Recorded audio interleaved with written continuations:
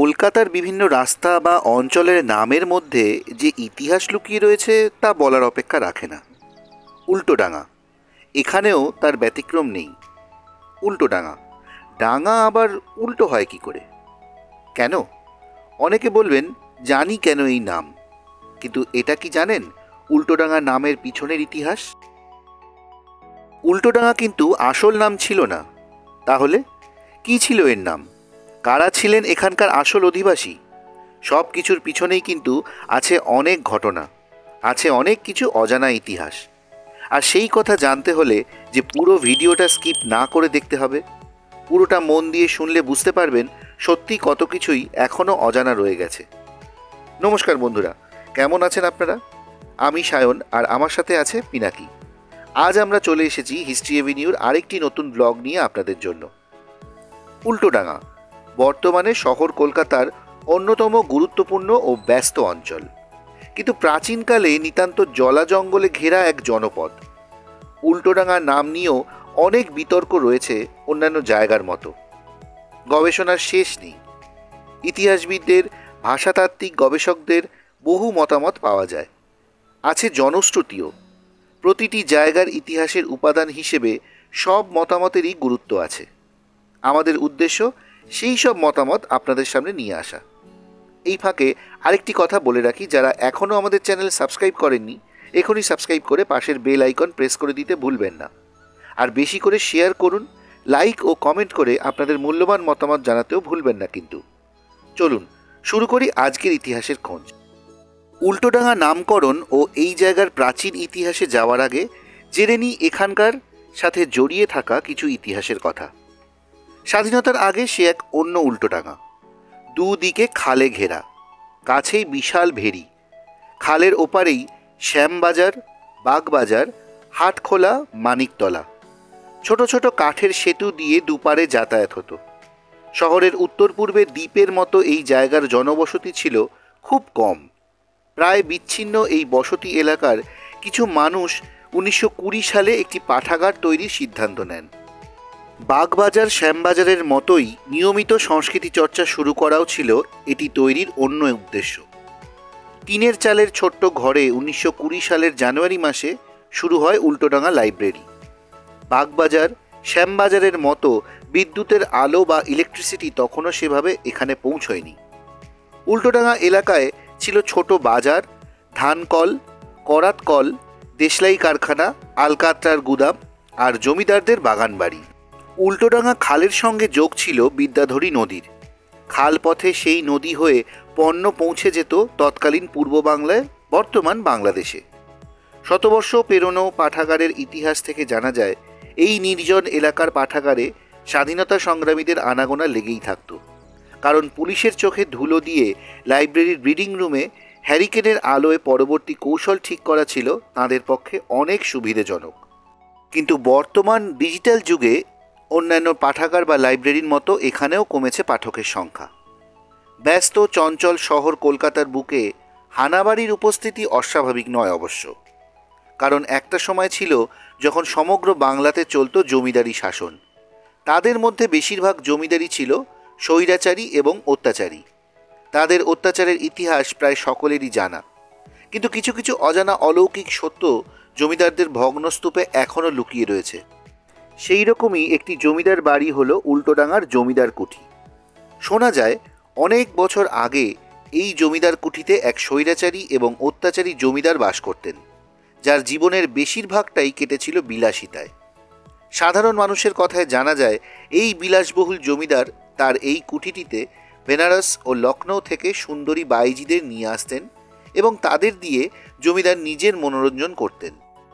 লোকমুখে এটাও শোনা যায় যে যে সমস্ত বাইজির নাচ জমিদারের মন মতো হতো না, তাদেরকে জমিদার কঠোর শাস্তি দিতেন। জমিদার কুঠিতে একটি চোরা কুঠুরি ছিল বা গুপ্ত ঘর ছিল।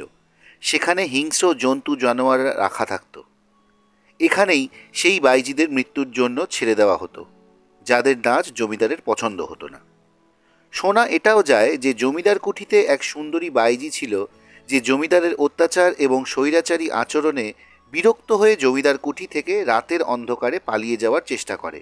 কিন্তু প্রহরীরা তাকে ধরে ফেলে এবং রাতের অন্ধকারেই সারা গ্রামের লোককে জড়ো করে জমিদার তার দুঃসাহসের শাস্তি তাকে দেয়। সেই মেয়েটিকে জমিদার সমগ্র গ্রামের সমক্ষে জীবন্ত অবস্থায় আগুনে পুড়িয়ে দেন। তারপর থেকেই শুরু হয়ে যায় এই জমিদার কুঠিতে জমিদার বংশের অস্বাভাবিক মৃত্যু। জমিদার অনেক দুরারোগ্য রোগে আক্রান্ত হয়ে মারা যান এবং তার বংশের অনেকেই অস্বাভাবিকভাবেই মারা যান। আবার অনেকে বলেন জমিদার বংশের পরে ব্রিটিশ আমলে এখানে এক ব্রিটিশ কর্মচারী ও তার পরিবার বসবাস করতে শুরু করেন। তারাও কিছু অলৌকিক ঘটনার সম্মুখীন হন। যাই হোক, সেই ব্রিটিশ পরিবারের পর এই জমিদার কুঠিতে আর কেউ বসবাস করেনি। এই জমিদারের বাড়িটি এখনও উল্টোডাঙা ঝোপঝাড় জঙ্গলের মাঝে জরাজীর্ণ ভগ্নস্তূপের মতন দাঁড়িয়ে রয়েছে। বাড়িটির বর্তমান অবস্থা এতটাই করুণ যে যে কোনো মুহূর্তে এটি ভেঙে পড়তে পারে। তার কারণ অবশ্য বর্তমানে বাড়িটির সংস্কারের অভাব। সময়টা ষোড়শ শতাব্দীর বা 16th সেঞ্চুরির শেষ দিক। সপ্তগ্রাম বন্দরের পতনের পর বর্তমান কেষ্টপুর ও উল্টোডাঙা খালের মাধ্যমে বিদ্যাধরী নদী, মাতলা নদী হয়ে পণ্য পৌঁছে যেত তৎকালীন পূর্ব বাংলায়, বর্তমান বাংলাদেশে এবং আরও দূরে। জলদস্যুদেরও অবাধ গতি ছিল এই পথে। বহু ইতিহাসবিদদের মতে উল্টোডাঙা খাল এবং তৎকালীন অন্যান্য বহু খাল খাঁড়ি দিয়ে ঘেরা ছিল বর্তমান শহর কলকাতা। সেসব খাল ও খাঁড়ি মূলত ছিল মাতলা ও বিদ্যাধরী নদীর শাখা, যার সাথে সরাসরি যোগাযোগ ছিল হুগলি নদী বা গঙ্গার। জনশ্রুতি আছে এলাকার নামকরণে সেই জলপথ পরিবহনের ছাপ স্পষ্ট। পণ্য পরিবহনের কাজে উল্টোডাঙা খালপাড়ে যেসব ডিঙি এসে ভিড়ত রক্ষণাবেক্ষণের জন্য, সেগুলিকে উল্টে রেখে আলকাতরা মাখানো হতো। অনেকের মতে উল্টো করে ডিঙি রাখায় এলাকার নাম উল্টো ডিঙি, লোকমুখে অপভ্রংশ হয়ে উল্টো ডাঙা। ইতিহাস বলছে অষ্টাদশ শতাব্দীর বা 18th সেঞ্চুরির মধ্যভাগ 11ই অক্টোবর 1737 এক বিধ্বংসী ঘূর্ণিঝড় ও প্রবল ভূমিকম্প বদলে দিয়েছিল কলকাতা সহ দক্ষিণবঙ্গের নকশা। গঙ্গা সহ বহু নদীর গতিপথও পরিবর্তন হয়ে যায়। এই প্রসঙ্গে বলে রাখি, এই বিষয় নিয়ে আমাদের ভ্লগগুলোর লিঙ্ক ডেসক্রিপশনে বক্সে দেওয়া আছে, চাইলে আপনারা দেখে নিতে পারেন। সেই সময় ব্রিটেনের এক পত্রিকায় প্রকাশিত রিপোর্ট অনুযায়ী ঝড়ের দাপটে অন্তত 2টি 500 টনের জাহাজ হুগলি নদী থেকে উড়ে নিকটস্থ গ্রামে গিয়ে পড়ে এবং টুকরো টুকরো হয়ে যায়, যে জায়গার নাম লোকমুখে হয়ে যায় ডিঙাভাঙা, বর্তমানে ক্রিকরো অঞ্চল। 30,000, কোনো কোনো মতে 3 লক্ষ লোকের মৃত্যু হয়। ভাঙা পড়েছিল অসংখ্য জাহাজ, নৌকো ইত্যাদি। কাঁচা বাড়ির তো কথাই নেই, সম্পূর্ণ ধূলিসাৎ হয়ে গিয়েছিল অনেক পাকা বাড়িও। মাত্র 6 ঘন্টায় প্রচুর বৃষ্টি হয়েছিল। হুগলি নদীর জল বেড়ে গিয়েছিল 30 থেকে 40 ফুট, সাথে ছিল প্রবল ভূমিকম্প। জনশ্রুতি উল্টোডাঙার খালেও বড় বড় নৌকো সেই ঝড়ে উল্টে যায়। সেই থেকে এলাকার নাম হয়ে যায় উল্টো ডিঙি, লোকমুখে উল্টো ডাঙা। এবার জেনে নেওয়া যাক ভাষাতাত্ত্বিকদের একটি মত। কোনো জনপদের নামের উলু অংশটি এসেছে উলু খাগড়া বা উলু ঘাস থেকে। উল্টোডাঙার ব্যুৎপত্তিতেও উলু ঘাস আছে কি? বঙ্গীয় শব্দকোষ বলছে উলুটি শব্দের অর্থ উলুখড়যুক্ত মৃত্তিকা, যা মাটির দেওয়াল লেপার জন্য ব্যবহার করা হয়। উলুটি ডাঙা থেকেই অপভ্রংশ হয়ে উলট ডাঙা বা উল্টো ডাঙা তথা উল্টো ডাঙা এসেছে। কলকাতায় যোগচার্ণকের পদার্পণের সময় কোনো পাকা বাড়ি ছিল না, যদিও লাল দিঘির পাড়ে সাবর্ণ রায়চৌধুরীদের কাছারি বাড়িটি পাকা ছিল বলে অনেক ঐতিহাসিক দাবি করেন। তাহলে এত এত যে পাকা বাড়ি হতো, গঙ্গা নদী তথা বঙ্গোপসাগরের লোনা হাওয়া থেকে রক্ষা করার জন্য যে উলুটি ল্যাপার দরকার হতো বাড়িগুলোর দেওয়ালে, সেটা কি উলুটি ডাঙা বা উল্টো ডাঙা থেকেই নিয়ে যেত লোকে? ভেবে দেখার মতো বিষয়। এখনও দেখা যাবে সল্টলেকের গেটওয়ে উল্টোডাঙা থেকেই শুরু হয়েছে উলুবন নলবনের বিস্তার। বস্তুত সল্টলেকে নলবন নামে একটি জায়গাই আছে, তবে নাম নিয়ে যত বিতর্ক থাকুক না কেন, এই অঞ্চল বা গ্রামের আসল নাম ছিল অন্য। ব্রিটিশ ইস্ট ইন্ডিয়া কোম্পানি আসার অনেক আগে থেকেই এই গ্রামের অস্তিত্ব ছিল।